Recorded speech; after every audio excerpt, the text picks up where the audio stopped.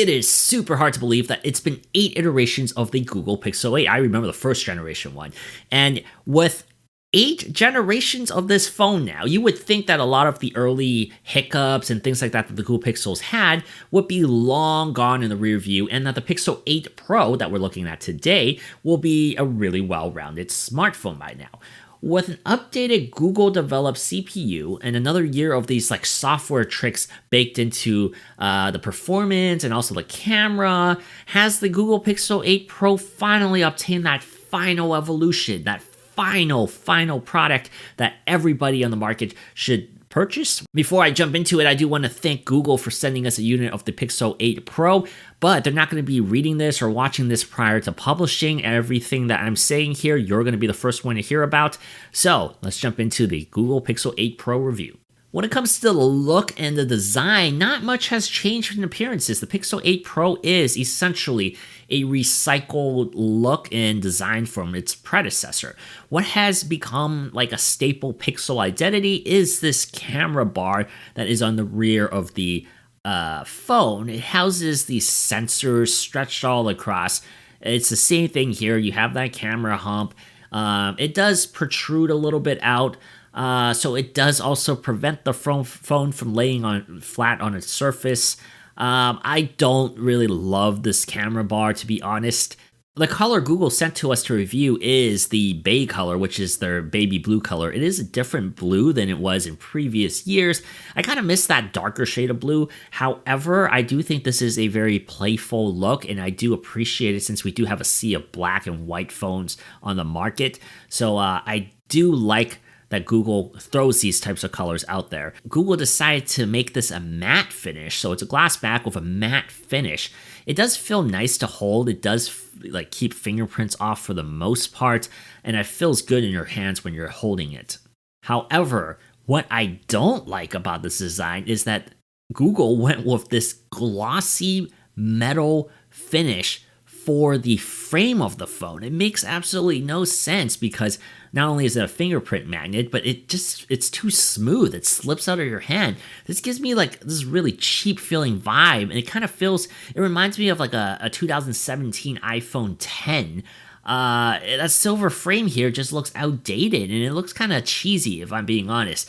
It's even more of a curious design choice because the Pixel 8, the cheaper sibling of this phone, doesn't have that. It has a matte finish on that frame, so I don't understand why they didn't unify the design there. In my opinion, the less expensive phone looks better and it looks more expensive than this phone. Speaking of that camera bar and new hardware, one of the big kind of additional features that Google added on this year's phone is a added temperature sensor onto that camera bar.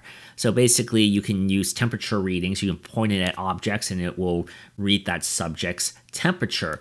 It's a neat party trick, but I wouldn't really rely on the sensor to be totally accurate just yet. I do think it's a first generation product. I have used it on multiple things, and I guess you could say it's within the ballpark, but I still wouldn't trust the numbers to be fully accurate if you're using it from a professional setting.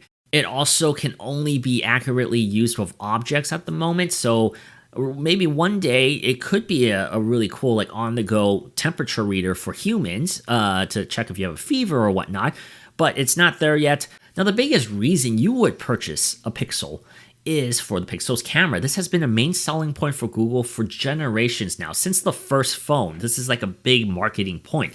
Harnessing their Tensor G3 SoC, I've seen a lot of improvements with the photo results thanks to this kind of software and hardware meshing. So the cameras that are on here this year are a 50 megapixel f1.7 wide camera, a 48 megapixel f2.4 telephoto, and a 48 megapixel f2.0 ultra wide lens. The hardware gets a spec bump, but where the results really are noticeable are influenced because of these improved software features. The camera app has a redesigned interface, and the post-snap process has also been kind of revamped a bit. So Google has thrown a lot of investment into like AI and post-processing to improve their photo results, and I do see progress here, and these are the things I want to talk about.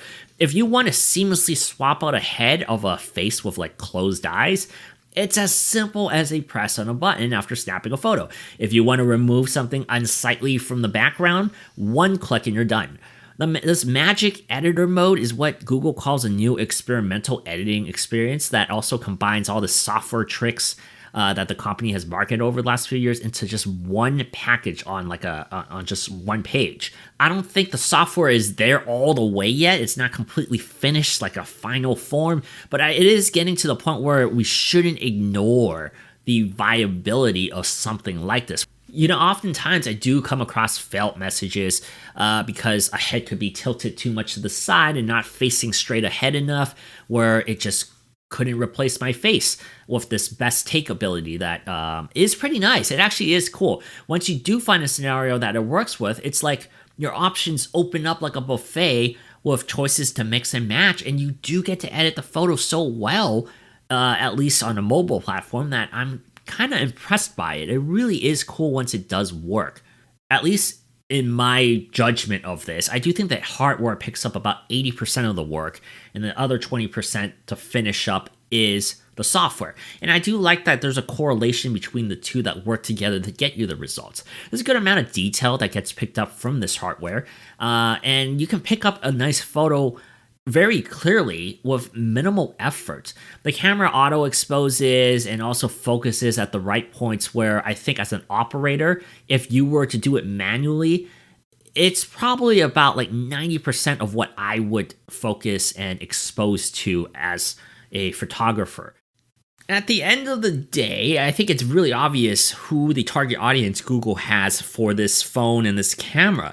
It's the user who doesn't know anything about the rule of thirds or anything about bokeh, and they just want to whip out their phone and show a picture that they took of a really cool car and be able to make it seem like it came from a magazine. That's basically the market that Google's marketing towards. And there's nothing wrong with that, because I honestly don't care if Google has to rely a lot on post-processing to get me results. In fact, you know, good for them, good for us. It's all relative. If my low-light pictures can be shot effortlessly and not look too grainy and also maintain like a certain level of detail and sharpness, I find it a huge win, especially if you look at just where we came from just a decade ago in the smartphone world. So while the camera continues to be a strong point in the history of the Pixel lineup, my biggest letdown, however, for the Pixel 8 Pro comes down to the Tensor G3 chipset. This phone has 12 gigabytes of RAM and 128 gigabytes of storage. Those are good numbers. So you would expect good performance, but day-to-day operation is smooth, and I do like the animations when navigating through Android 14. Those are good. A clean Android experience is hard to argue against. Most apps run as I would expect it should on a flagship phone. However, the Pixel 8 Pro performs quite poorly in the mobile gaming department, which is really sad. When I started playing Honkai on here, and I just experienced such lackluster gameplay of the Honkai Star Rail on the Pixel 8 Pro, and throughout my time with this phone, it has just been like a common sight for the phone to heat up within 10 to 15 minutes of a farming session. That's usually the amount of time it takes to finish up your daily missions. It's very standard stuff. It's not even that long of a gaming session, let's be honest. For the Pixel to begin throttling and dropping frames of cutscenes and these ultimate attacks, granted, they do require a lot of animation, graphical animation. It should be able to handle that. For the Pixels to not be able to handle that, I really don't know how I can analyze this, and I have to kind of reconsider how I would use this as a daily driver. However, when it's this obvious to the naked eye just how lackluster the graphical gaming performance is, even I have to point it out here. At the end of the day, yes, I can still play my AAA mobile games here and still get the quests done, but it clearly isn't a flagship level experience that I would expect. I understand that this isn't a gaming phone, but Neither is Samsung's S23 or Apple's iPhone 15 Pro, and those phones handle the same games effortlessly. This is really a big trade-off I've kind of noticed with the Tensor SoC for this generation. Google seems to have really put a lot of emphasis in the chip design for the AI stuff and not necessarily for some of the other things that we use smartphones for, like graphical performances, that I guess you could say competitors have kind of perfected with their chipsets. I get that not everyone is addicted to gacha games, but I do believe that flagship phones should cater just to about everything that you feasibly could want, every type of buyer could want. That's why it's a flagship phone. If you're selling it to be a mass consumer product, it should do everything above average, and this is something that needs improving. The 5050 milliamp hour battery also is another subject that needs to be reevaluated by the company.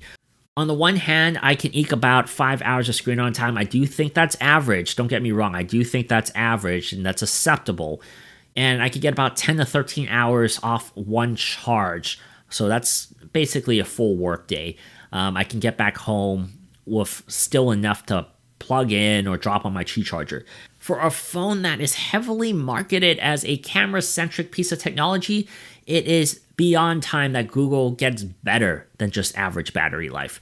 Let's think about it this way. You can't take amazing videos and edit amazing photos that Google wants you to do using their software and also this hardware if you have a dead phone. If your phone is dead, if you pop up your camera and you start taking a few videos here and there, the battery drains really quickly. Sure, the phone does charge fast. We do have 30-watt wired and 23-watt wireless charging, but slapping a magnetic battery onto the back while taking photos with your phone in your hand is super uncomfortable because it heats up so quickly in the back when you're charging. I would love to see the battery life up because I would love to look at the Pixel's display longer. That transitions me over because the OLED display is great. This panel is a 1344 by 2992 pixel display. PPI count is up to 489, so a near 500 PPI count. At 6.7 inches and a 20 by 9 aspect ratio, you're looking at like a near perfect viewing experience in my opinion. This is a great one because viewing angles are terrific, colors are vibrant, and the images are sharp no matter where you look at it. The panel also gets ridiculously bright, like it hurts my eyes when the screen is completely white and it's fully bright. That's how bright it gets. This just further illustrates why Google really needs to pop a bigger battery in here because this is a panel. This is a great panel that will keep you wanting to look at it and keep your eyes glued to the screen. And my final note, unfortunately, is also negative. It's about software. While Android 14 is cool and it does have some really cool features, the Pixel 8 Pro is plagued by constant random restarts. At least my unit was.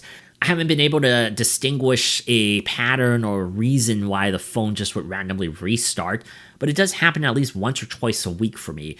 And Google has also acknowledged this and said that we're going to send out an OTA update in November.